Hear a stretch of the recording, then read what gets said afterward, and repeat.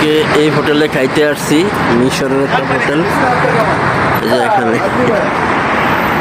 এখানে খাইতে আসছি, যেটা চিকেন হোটেলে।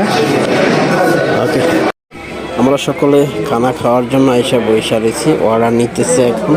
এই যে রুটি আসছে, তারপর সালাদ দিচ্ছে, আমরা এখন খাইতেছি খানাটা। তারপরে এই যে আমাদের খানা এখন আসছে, আরও খানা অনেক আসবে। মিশরের অনেক বড় একটা হোটেল, আমরা সবাই অফিসের সবাই মিলে খাইতে গেছি।